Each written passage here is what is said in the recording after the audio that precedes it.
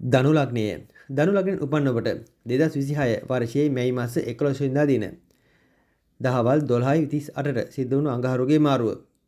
මෙතෙක්කල් 4 වෙනි ගමන කළ අඟහරු 5 වෙනිට මාරු වීමක් සිද්ධ වුණා මෙම මැයි මාස 11 වෙනිදා දින.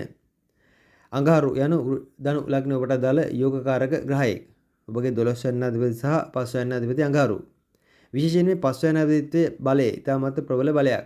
ඔබගේ අනාගත තත්ත්වයන් ඉදිරියේ දැකීමේ නුවණ ආදී ඒ දේවල් සහ ඔබගේ හැඟීම් ක්‍රියාත්මක වීම ආදී ඒ පැතර දාල කාරණා සියල්ල සිද්ධ වන්නේ මේ 5 වෙනි කාරකත්වයේ නිසා.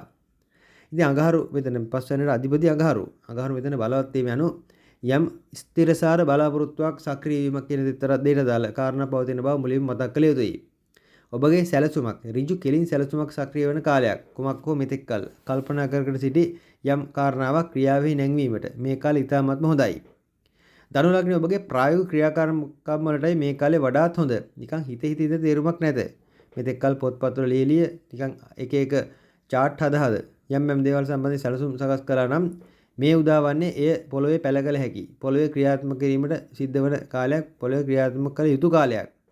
දැන් මේ ඉදිරි ජූනි මාස 24 දක්වාම අඟහරු මේ ආකාරයෙන් බලවත්ව මේෂ රාශිය ගමන් කරනවා.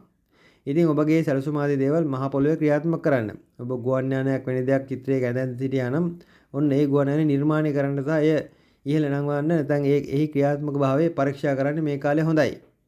ඊට අමතරව වෘත්ති අධ්‍යාපන ආදීටත් හොඳයි. විශේෂයෙන් අධ්‍යාපන ශාස්ත්‍ර ආදීදී ධනු ලග්න ඔබගේ දැනුම සාමාන්‍ය ප්‍රායෝගික දේවල් සමග සංසන්දනය කරගෙන ඒ දැනුම විමර්ශනය කරගත හැකි තත්ත්වයකුත් මේ කාලේ පවතිනවා. ඒ වටත් ඉතාමත් යහපත් කාලයක්.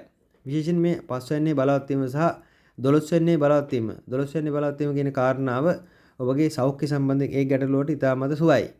යම් ලෙඩ රෝග, සෞඛ්‍ය පිරිහීම ආදී ඒවට අදාළව පැවති යම් බාධා ඔබට විසඳාගත හැකියි. එහිදීත් ඔබ ක්‍රියාත්මක වන්නේ ප්‍රායෝගික පැත්තට. හොඳින් ව්‍යායාම කරන්න හිතෙන කාලයක්, මහන්සි වන්නට හිතෙන කාලයක්. සාමාන්‍ය ඔබ නිදංගත ලෙඩ රෝග පවතිනවා නම් ඒ රෝග සඳහා ඔබ ප්‍රතිකාර ගන්නවට වඩා ඔබගේ ඇඟ හදාගෙන ඔබගේ ශරීර ශක්තිය තවත් වර්ධනය කරගෙන ඒ පැත්තෙන් ඒවට අදාළ ඒ සෞඛ්‍ය පැත්තෙන් මුහුණ දීමට ඒ නිදංගත රෝග භංග කරවා ගැනීමටයි වැඩි උත්සාහය. ඉතින් එවැනි තත්ත්වයන්ට ඇත්තටම ඉතාමත්ම හොඳයි. ඔබගේ රැකියාවට තරමක් අවධානමක් පවතිනවා. රැකියාව ස්ථානයේ එක්කෝ රැකියාව හදිසියේ වසා දැමීමක්. එතන රැකියාව ස්ථානයේ කුමක් හෝ ගැටලුවක් හට ගැනීමක්. සමහර විට ඔය අර්බුදකාරී තත්ත්වයක් දැන් ලෝක අර්බුදයක් පවතින තත්ත්වයක් තුළ ඔබගේ රැකියාව ස්ථානයටත් ඒ ලෝක අර්බුදයේ බලපෑමක් වෙන දෙයක සලකුණක් පෙන්눔 කරන්න ඉඩ දෙවෙනවා. හදිසියේ ඇතිවන යම් ගැටලුවක් පෙන්눔 කරાવી ඒ නිසා ඔබට යම් පශ්චාත්තාප වීමක් හට ගන්නට තිබෙනවා. කොහොම නමුත් රැකියාව ස්ථානයේදී ඔබ තරමක් ප්‍රවේශ වන්න ඔබට යම් අනතුරක් පවතිනවා. ඊට අමතරව හදිසියේ සිද්ධවන්නව යම් දෙයකටත් ඔබ සූදානම් වෙනවා නම් හොඳයි. මෙහිදී මේෂ රාශියේ පූර්ව කොටස සහ අපර කොටස ලෙස මේ කොටස් දෙකක් තිබෙනවා. එනම් මුල් අංශක 15 පූර්ව කොටස, ආගාංශක 15 අපර කොටස. ඉතින් මුල් අංශක 15 මේ මාස 30 පමණ දක්වා අඟහරු ගමන් කරනවා. ওই කාලේ තරමක් හිමින් සීරුවේ ගතවන කාලයක්. පසුගාමි මන්දගාමි කාලයක්. ඇතරම පරිශ්‍රණශීලී දේවල් වලට, ගවේෂණශීලී දේවල් වලට සහ අධ්‍යාපන කටයුතු ආදී ඒ ඔබ ඒ සැලසුම් කරන යම් කටයුතු ඒවායේ යම් ඒ සැලසුම් ක්‍රියාත්මක කරන්නට පෙර ඒ උදෙසා වන අවසාන සැලසුම සකස් කිරීම ආදී ඒවට අදාළව මේ මුල් දවස් 30 හොඳයි. දවස් 15 හොඳයි.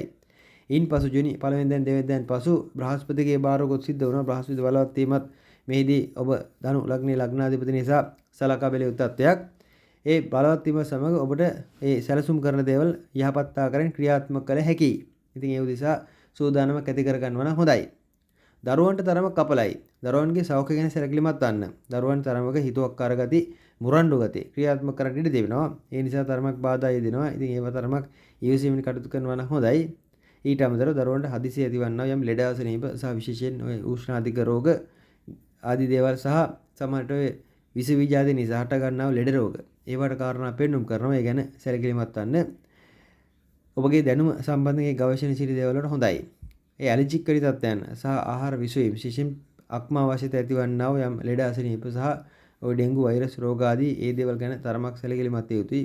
සුළු වශයෙන් එවැනි බාධා පවතිනවා. අපලකාරී ග්‍රහචාරයක් ඔබ දැන් ගත කරනවා නම් නැත්නම් මහදශ අතුරුදශ ආදී තරමක පීඩාකාරී මහදශ අතුරුදශ ආදී ගත කරනවා නම් විශේෂයෙන් කේතු ආදී මහදශ ගත කරනවා නම් සෞඛ්‍ය පැත්ත ගැන වැඩි සැලකිල්ලක් දක්වන්න.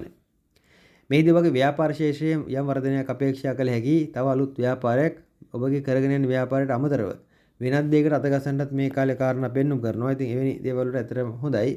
බලාපොරොත්තුවක් ඇතුව ඒවා සිද්ධ කරගත හැකියි. ඔබේ කලත්‍රයාගේ හැසිරීම සම්බන්ධයෙන් ඔබට තරමක ශෝකජනක අත්දැකීමක් හටගන්න දැන් කලකිරීමක් හටගන්න ඉඩ දෙවෙනවා. සමහර විට ඔහු ඇය ඇසුරු කරන අය ඔබට නොගැලපෙන අය විය හැකියි. ඉතින් මේ කාලේ සමහර විට කලත්‍රය එවැනි අය ඇසුරු කරන්නේ කුමක් වෙන ඉදිරි සැලසුමක් ඇතුවයි. ඉතින් අනිවාර්යෙන් මේ කාලේ ධනු ලග්නේ ඔබට අවශ්‍යම දේ නම් සැලසුම.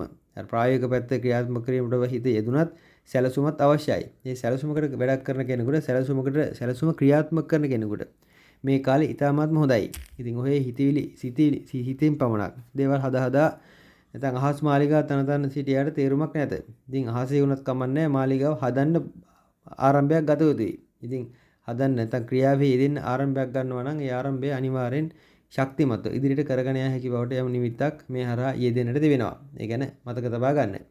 ආධ්‍යාත්මික තත්ත්වයන් තුළ සමහර විට අතරම පන්සල් විහෙරස්ථාන හෝ ආගමික ස්ථාන සම්බන්ධයෙන් ඔබට ඒ තරම් ලොකු උනන්දුවක් නොදක්වන්නටයි මේ කාලේ කාරණා පෙන්වුම් කරන්නේ. ඔබගේ විතර්කයේ තරමක් වැඩි වෙනවා. විශේෂයෙන් මෝක්ෂය විමුක්තිය සම්බන්ධයෙන් ඇතිවන්නා වූ ඒ විතර්කයේ සමහර විට ඔබ යම් පටලැවීමක අතරමං කරන්නත් ඉඩ තිබෙනවා.